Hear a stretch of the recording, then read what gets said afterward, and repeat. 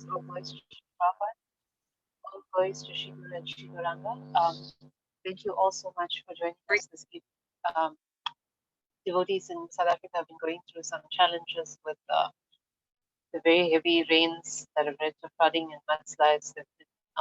Many people have lost their lives, properties. So we're praying very intensely to Lord Nrsimhadev for His mercy and His blessings, and His protection for everybody, for His blessings for those who have left their bodies and lost property and they've been through a lot of challenges in the last few days. And we pray that the Lord will bless us all, that the weather will start to improve in the next few days. So we'll have some kirtan and then we'll go on to class.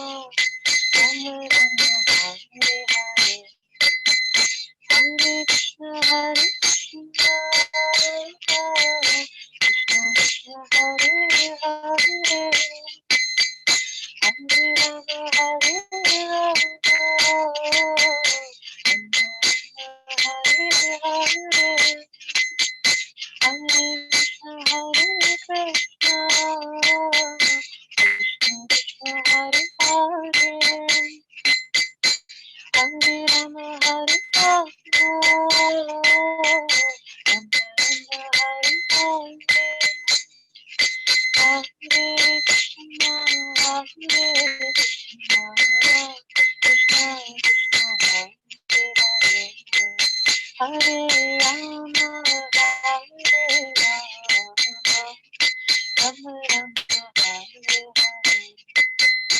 Hare Krishna, Hare Krishna, Krishna Krishna, Hare Hare, Hare Rama, Hare Rama, Rama Rama, Hare Hare, Hare Rama,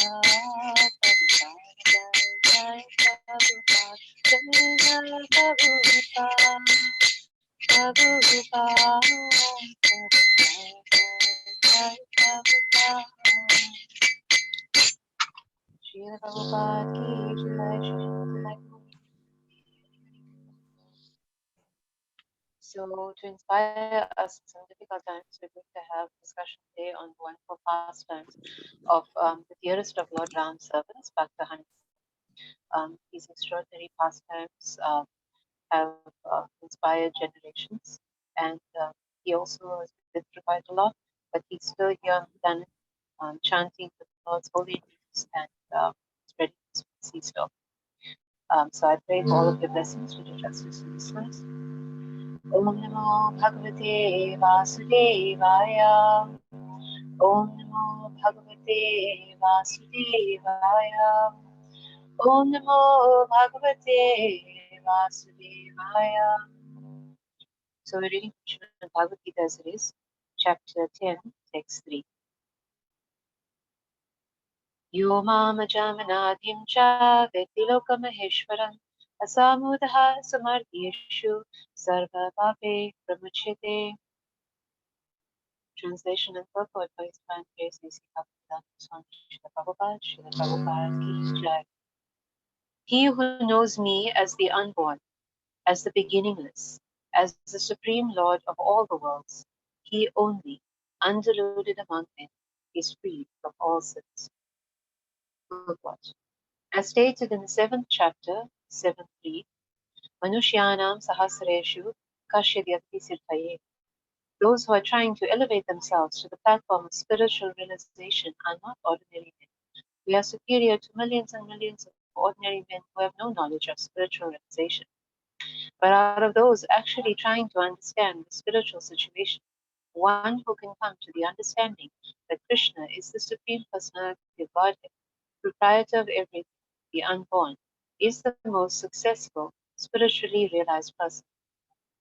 In that stage only, when one has fully understood Krishna's supreme position, one can be completely free from all sinful reactions. Here the Lord is described by the word Aja, meaning unborn, but he is distinct from the living entities who are described in the 2nd chapter as Aja.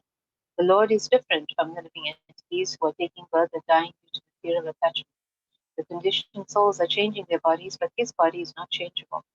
Even when he comes to this material world, he comes as the same unborn. Therefore, in the 4th chapter, it is said that the Lord, by his internal potency, is not under the inferior material energy, but is always in the superior energy. In this verse, the words Veti Loka Maheshwaram indicate that one should know that Lord Krishna is the supreme proprietor of the planetary systems of the universe. He was existing before the creation, and he is different from his creation. All the demigods were created within this material world, but as far as Krishna is concerned, it is said that he is not created. Therefore, Krishna is different even from the great demigods like Brahma and Shiva. And because he is the creator of Brahma, Shiva, and all the other demigods, he is the supreme person of all planets. This is a long purport. We'll just read up to there. Om Jnanatimirandasya Jnananjanashalakaya Chakshuramitam Yena Tasmai Shri Gurave Namaha. Shri Chaitanya Manobhishtam Sthapitam Yena Bhutale Swayam Bhaktam Nihyam Dadati Swapadatam. Nama Om Vishnupadaya Krishna Pristaya Bhutale Srimate Bhaktivedanta Swami Namine. Namaste Saraswati Devi Gauravani Pacharine Nirvishesha Shunyavadi Paschatya Vishitarine. So In this purport, Srila Prabhupada is reminding us of Krishna's words in the seventh chapter that out of millions of men, there may be one that is trying to search for spiritual realization. And out of all of those who are searching for spiritual realization, maybe one may be able to understand Krishna. So from this, we realize that it is a very unique thing for somebody to take to spiritual life and to try to then take to devotional service. So how much more extraordinary it is for monkeys and bears to be able to do that. So looking at it from a material perspective, it's very difficult to understand. But everything on the transcendental platform teaches us that these things are very possible. We know that Krishna consciousness is able to permeate both animate and inanimate things.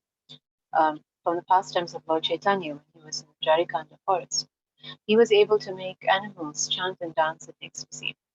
When Krishna, by playing his flute, was able to melt stone. So if we try to understand things purely from a material perspective, we won't reach the correct understanding. Srila Prabhupada often gave the analogy of Dr. Frog, um, a frog that lived in a well and had never been anywhere else in the world. So when his friend tried to explain to him what the Atlantic Ocean was like, Dr. Frog could only compare it to his limited understanding because of being in the well. So he thought that the Atlantic Ocean may be 2, 3, or maybe even 10 times bigger than the well.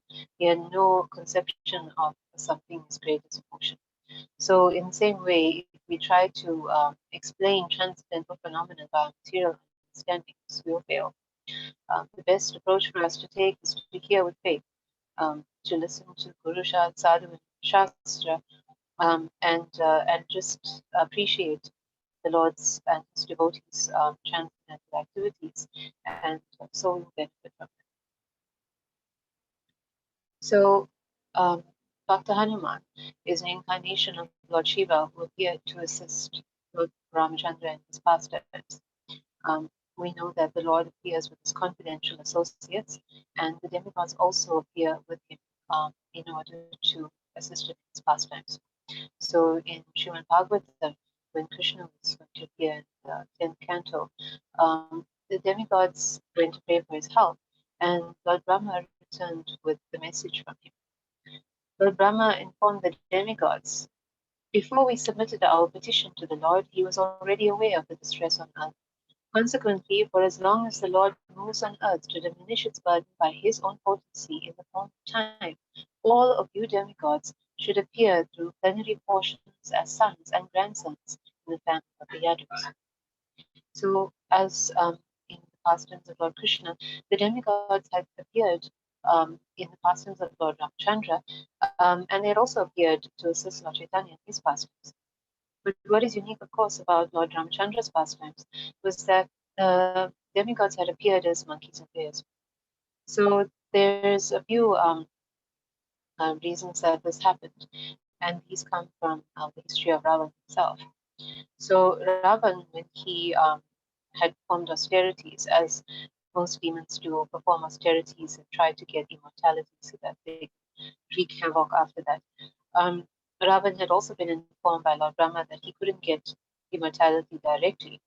So he also tried to get immortality indirectly, like Hiranyakashipu. He asked that he would be killed by demigods, demons, and other such supernatural beings. But because he considered human beings and animals to be inferior, he didn't ask for immunity from them. So Lord Ramachandra had appeared as a human being, and his assistants, the demigods, and other confidential associates had appeared as monkeys and bears, so that they would also be able to participate in destroying Ravan and his army. Also, Ravan had once insulted Nandishwar, carrier of Lord Shiva, because he had an unusual form. And so he had cursed Ravan that he would also be killed by creatures of similar forms. And then, of course, we know that Lord Ramachandra had been in exile at the time that he had to fight Ravan. So, because of the rules of exile, he couldn't raise an army in the ordinary way. So, the bears and monkeys could assist him without violating his exile conditions. So, like we said earlier, Lord Shiva had incarnated as Hanuman, and Hanuman was the spiritual son of Vayu, since Vayu had delivered the Mahaprasad to Hanuman's mother Anjana, so that Hanuman could be born. So Anjana also has an interesting history. She was an Apsara who was cursed to live among the Vanaras until she had a child. So after Hanuman was born, she was free of the curse and she was leaving for the heavenly planets. So Hanuman asked her, "What shall I eat?" And she told him that he could eat all kinds of fruit, and she left. So although Hanuman was, as we think, just a Vanara, these Vanaras are not ordinary monkeys. They're actually very human-like, very elevated civilization, and they have a lot of great powers, very highly intelligent. In addition, Hanuman is blessed with extraordinary powers, being the son of the wind god. So he could understand what his mother was telling him, even though he was a very small child. And to him, the sun looked like an ordinary fruit. So he flew up using his great powers to try to swallow the sun. And at this point, Indradev, sensing the threat, knocked him unconscious with his weapon, Vajra. At this point, Vayudev was very angry. So, being the wind god, he withheld the universal breath. And since all living entities were suffering in that condition, the demigods went to pray for forgiveness. They revived Hanuman and blessed him with even more extraordinary powers. Because of this, being a little mischievous as a child, was causing some trouble to the sages. So they cursed him that his powers would be bound until he needed to use them in the service of the Lord. So from this, we understand that with great power comes great responsibility, as we mentioned before, that the Lord could potentially grant us every power that we could ever want to utilize in devotional service if we are mature enough to handle. So, of course, when Hanuman was a little immature as a child, his powers were bound. Later on, when he was able to develop um, his devotional service, he was granted his powers again. On the other hand, we have Ravan, who was also granted his powers, and he misused them completely. So, what is the difference between the two of them? It's it's Hanuman's humility.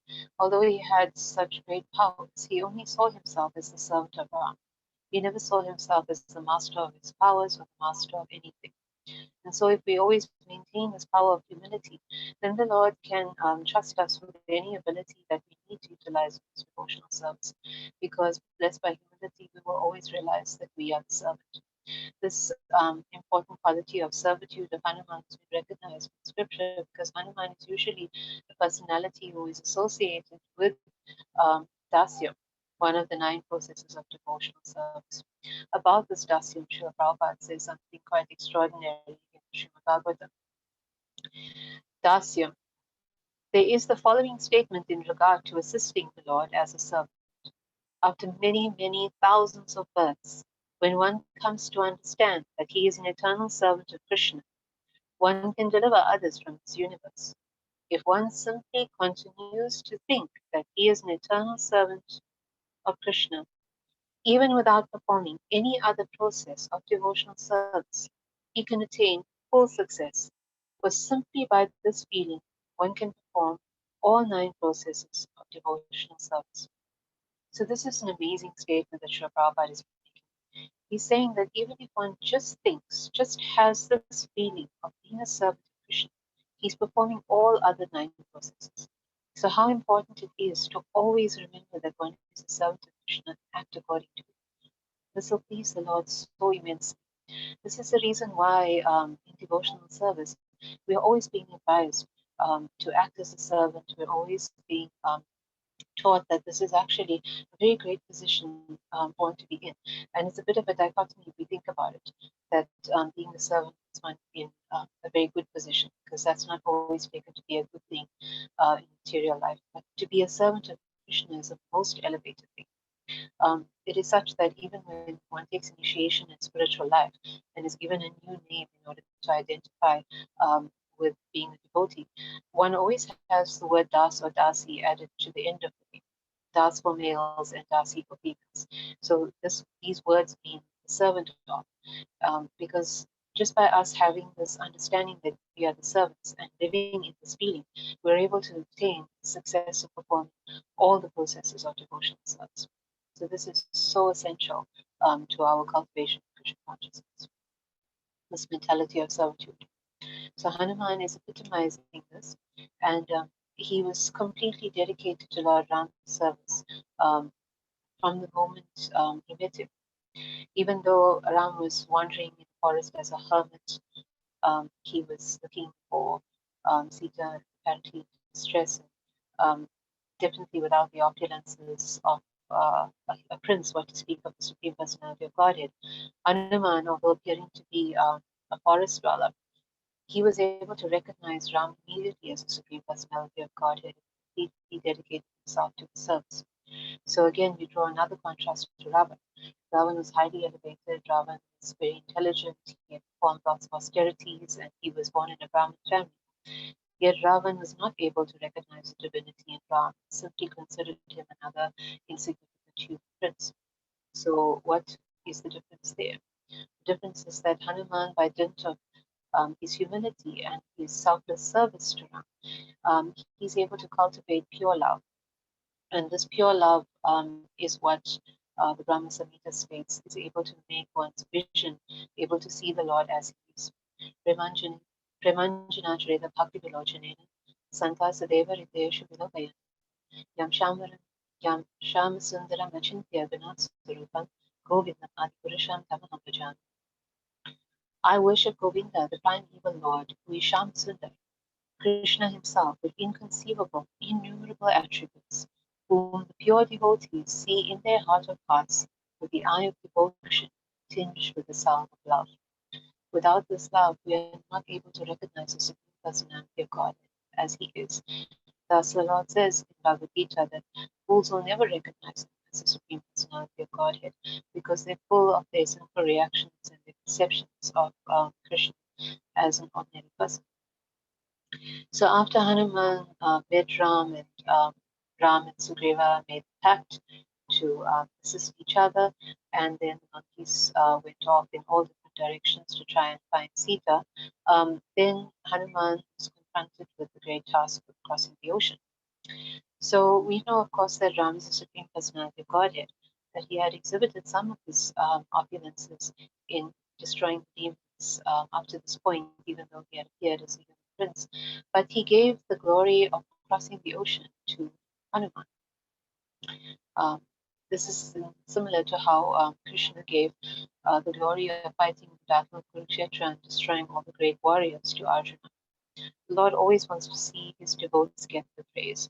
The Lord is also humble. He also, although he's being praised across the universe by the great sages and the demigods, he's not interested in praise. He's just interested in love. And so he gave Hanuman the ability to cross over the ocean. And Hanuman did something very instructive before he flew off. As if to reciprocate the Lord giving him the credit, he calls out the name of Ram. So he is giving the Lord the credit back.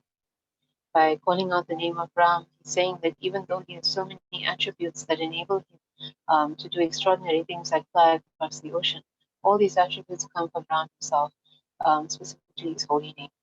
So we understand that even if we have some great talents and abilities in the devotional service of the Lord, these all rest on the holy name. And by chanting the holy name, it makes all our devotional activities successful and complete. So we're always encouraged to start our day with the holy name, to start all activities with the holy name, to constantly remember the holy name, to have success in whatever we want to do.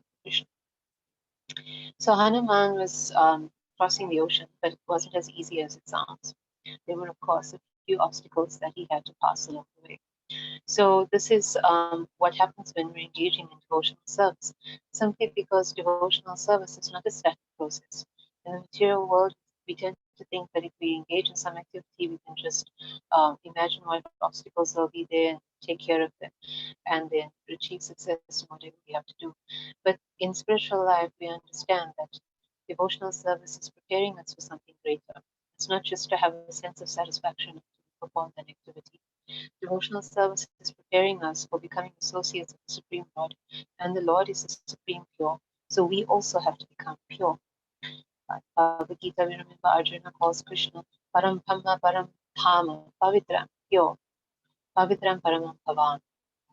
So we have to become pure of all these anarthas, all these bad qualities that we've accumulated for so many lifetimes in this material world. This anger, pride, envy, all these things, they can't exist within us if we want to progress in devotional service. So the challenges and tests that come along with our devotional activities, they're there to help us. We have to see them as our friends because they're helping to weed out all these bad qualities. Sometimes we don't see them in that way. We're a bit negative. We think that if I'm performing some devotional activity for Krishna, why should I have any obstacles?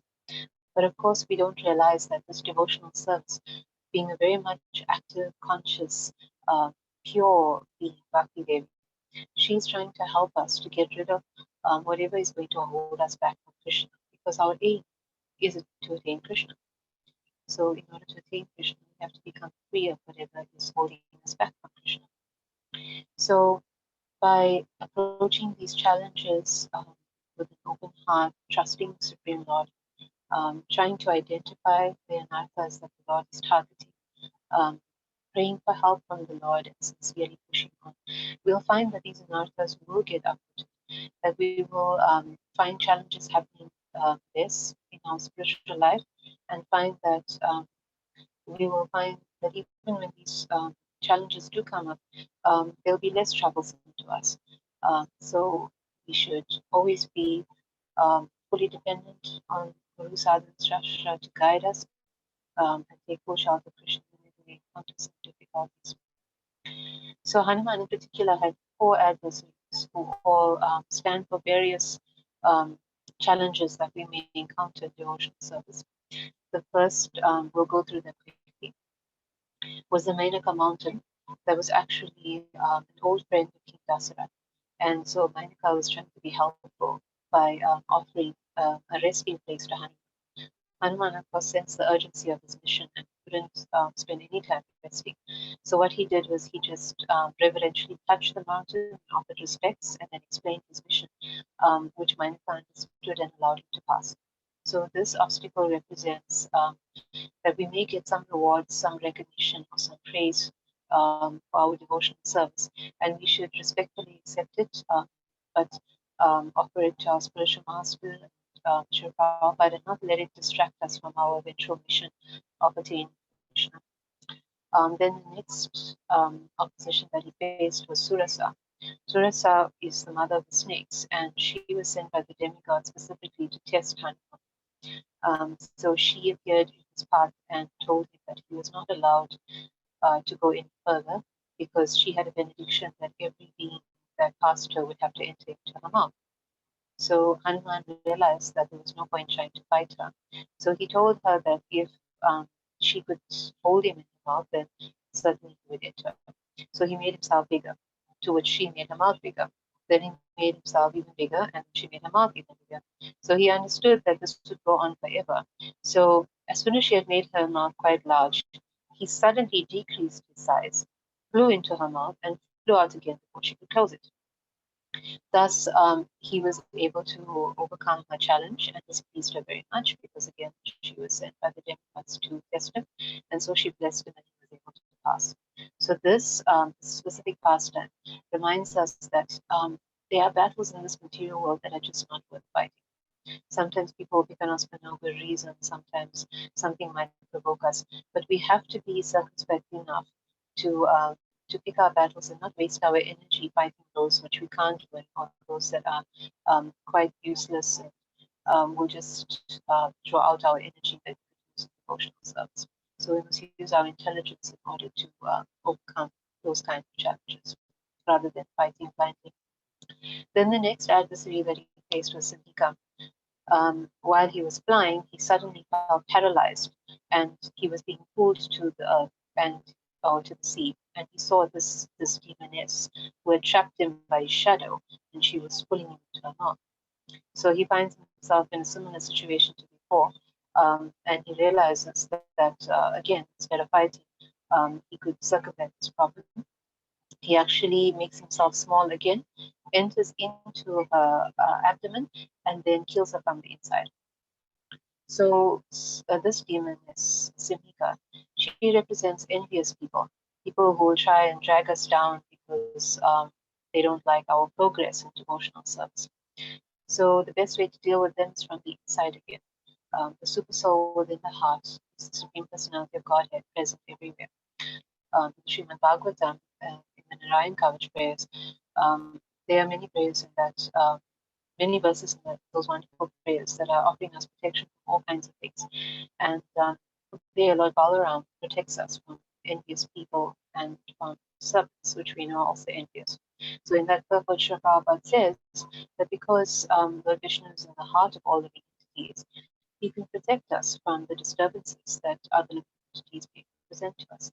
So simply we pray to him and keep to our devotional service, and from within he will protect us and from the envious persons by stopping the envious attacks against us. And then lastly, he met Lankini. She was the guardian of Lanka, and he knocked her unconscious, and he was able to get past. So once again, he decided not to fight her, deciding that discretion is the better part of valor. And this led to another interesting part of the story, in that when she woke up, very surprised that someone was able to knock her aside, she remembered an ancient prophecy that when a monkey was able to hit her like Hanuman did, that the future of Lanka was doomed. So this was noted by her, and she went to tell Ravan that they were in a lot of trouble. So after all of this, Hanuman still had to find Mother Sita within Lanka, which he did successfully, and he left with her the message from Lord Ram and his ring. Then he allowed himself to be captured by the demons after quite a good fight, and he was taken to Ravan. So one may wonder, why did he allow himself to be captured? And the answer is that he needed to assess the power of the demons by fighting them, because the monkeys and bears would be fighting them soon, and they needed to be aware of the strength of the demons. Also, Hanuman had to deliver a message to Ravan. He was actually acting as Lord Ram's messenger, offering Ravan one more chance in order to return Sita and avoid the great war that was looming ahead. So, of course, Ravan refused. But this is also important for us to note.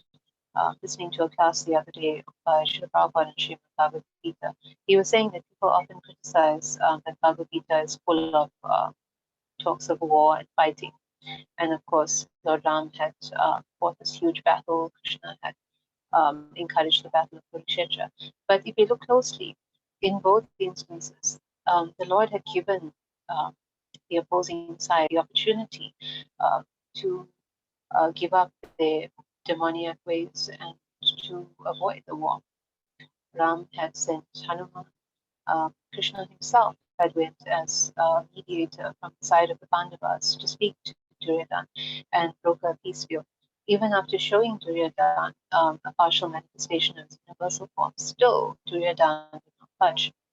So the Lord is always the affectionate well-wisher of the living entities, being the eternal Father, and He doesn't want to necessarily just barge into war with them every time. So even though we always say that Lord Chaitanya comes to kill the demonic mentality, as Krishna and Ram killed the demons before, both Krishna and Ram had given the demons a chance before, and each time they had resisted, and so the eventual end was these great wars. So even in Kali Yuga, Lord Chaitanya had displayed his anger when Jagai had behaved so belligerently.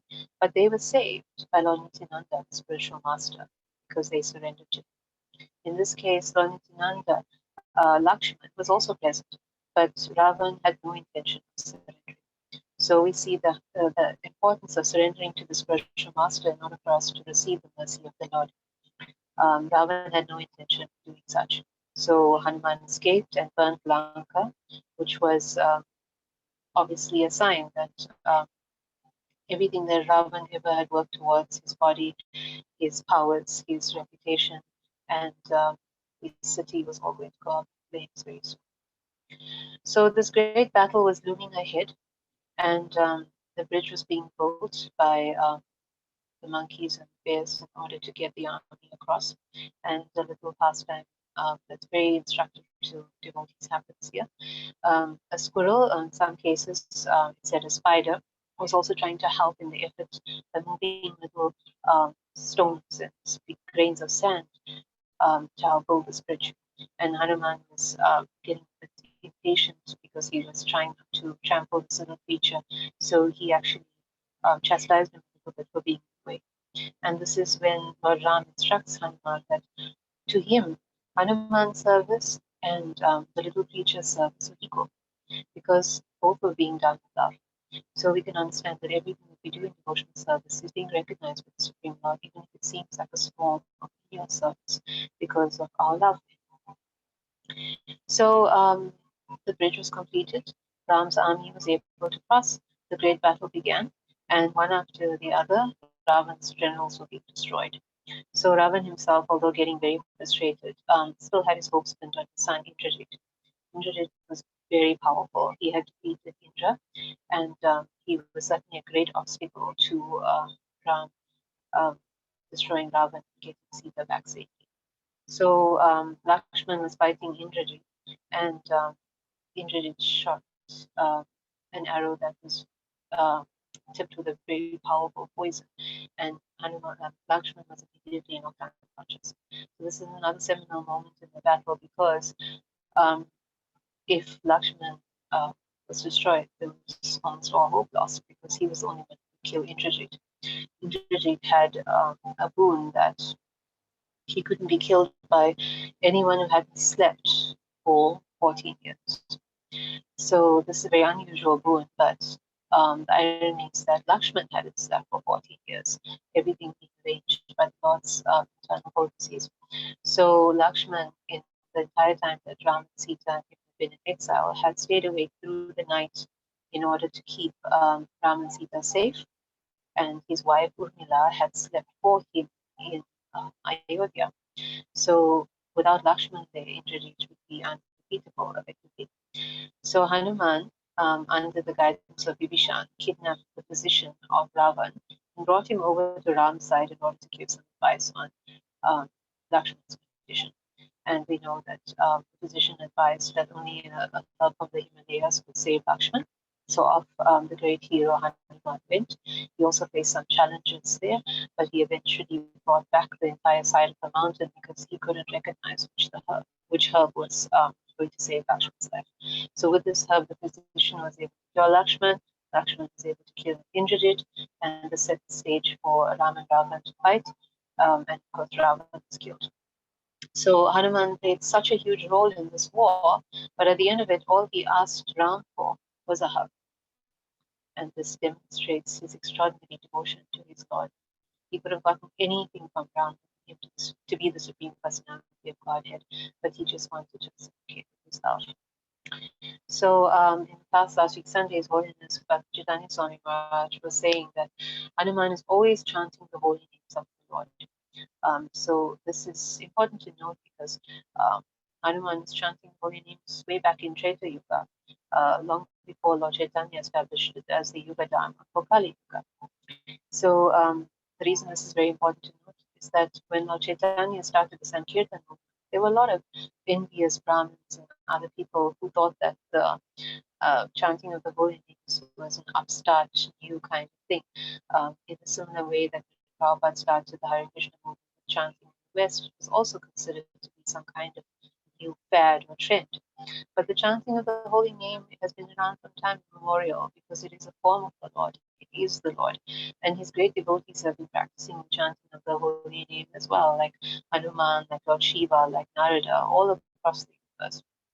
The chanting of the holy name is indeed very much authorized.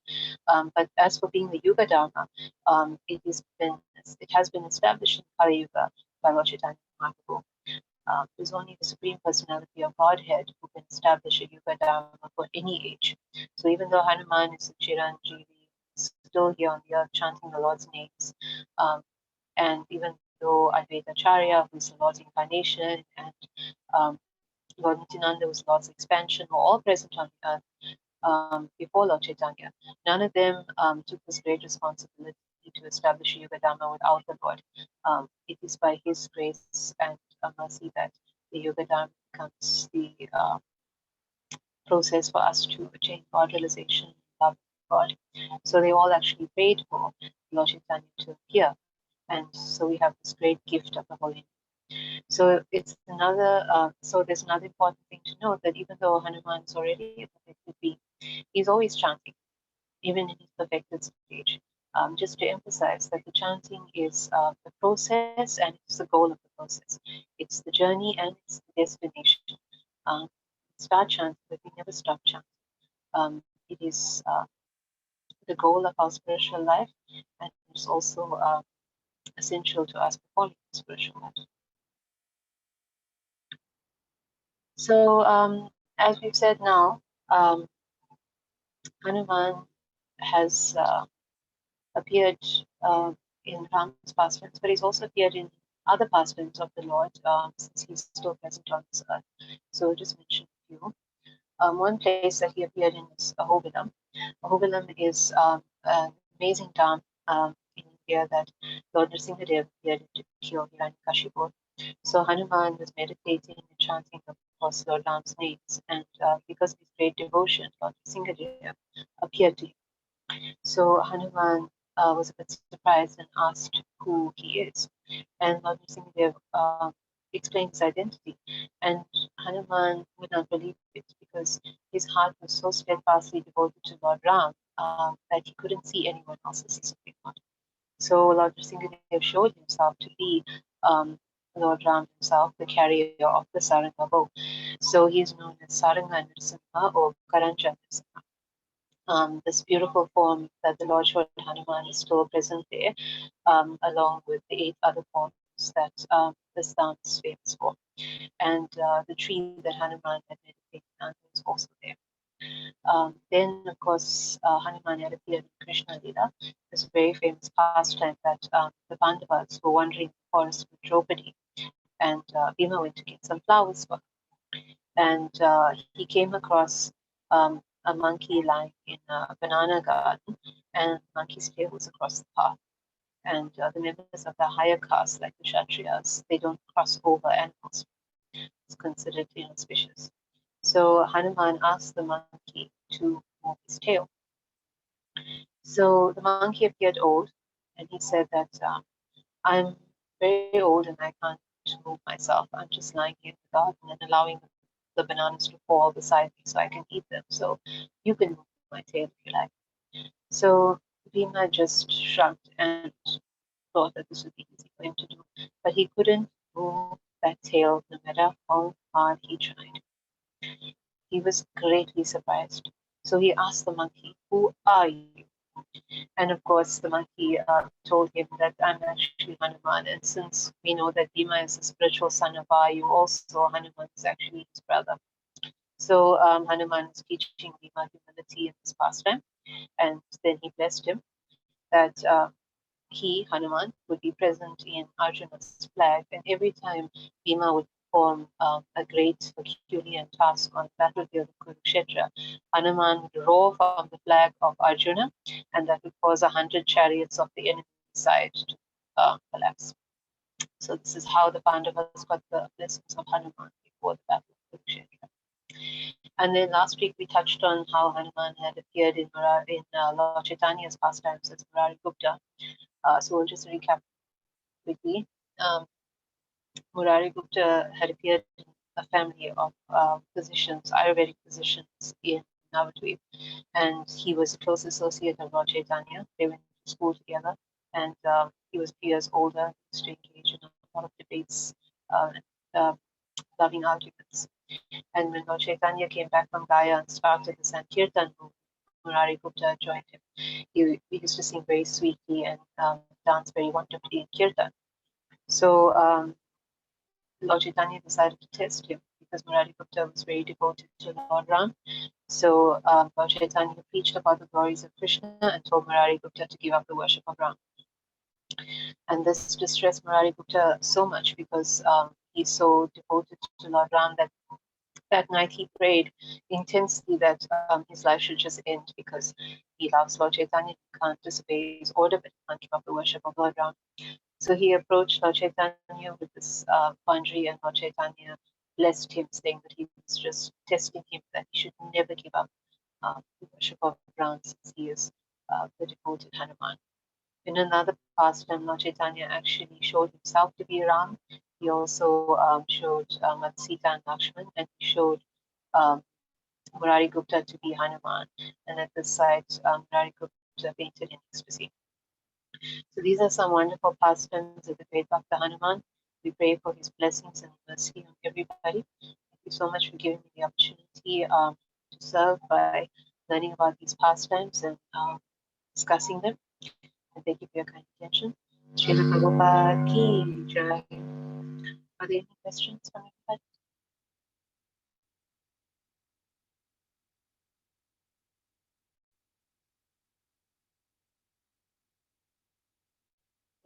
Correction or comments?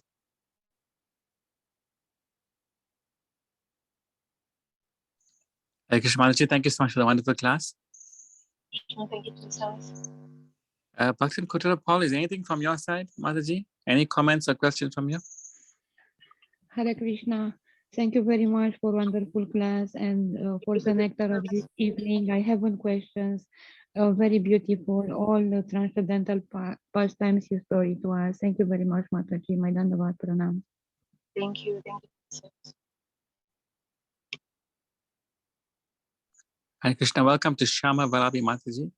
Mataji, Hare Krishna, welcome. Thank you so much for joining us. Any comments or questions from your side, Mataji?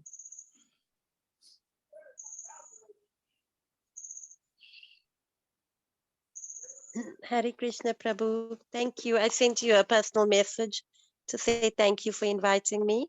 It was really nice. I learned a lot of things here that I didn't know about. So Mataji presented it very well. Thank you. Thank you. It's all the mercy of Shri Guru and Shri Garanga. Thank you so much, Mataji. Hare Krishna. Hare Krishna. Mataji, thank you so much for the nectar. We really enjoyed it. Thank you so much.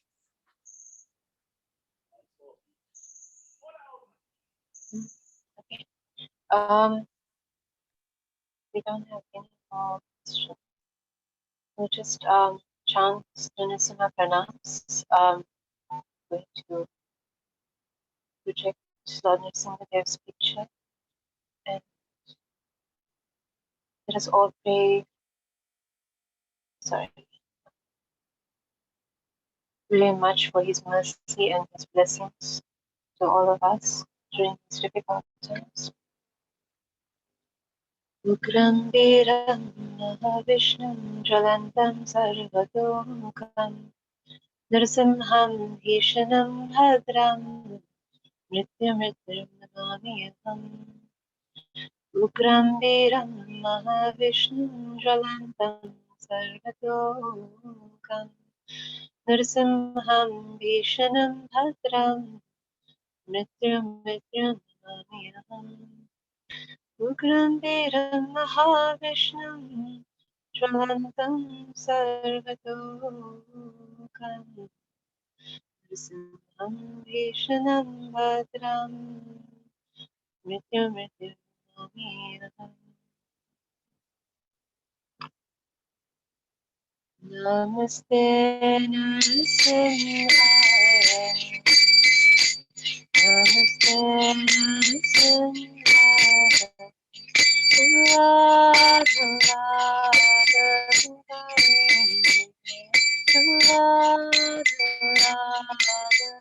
Radha Shri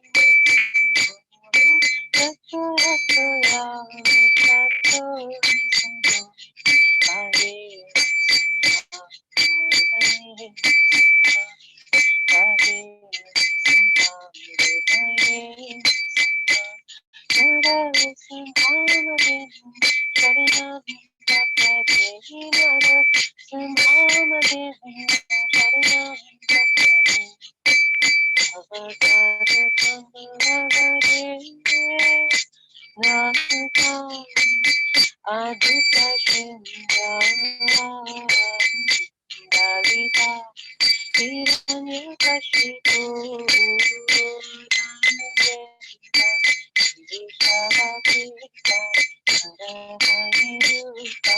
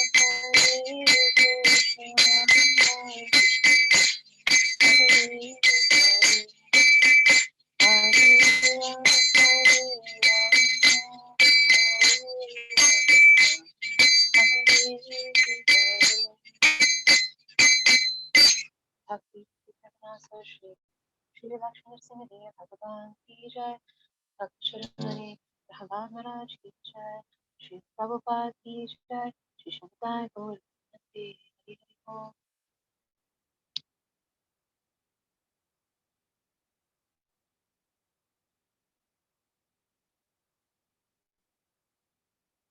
So once again, thank you all so much. We pray that everybody else be safe. We have that foods and senses messages. Srila Prabhupada ki jai. Thank you so much, Mataji. Hare Krishna. Accept my humble obeisance to all guys to Prabhupada.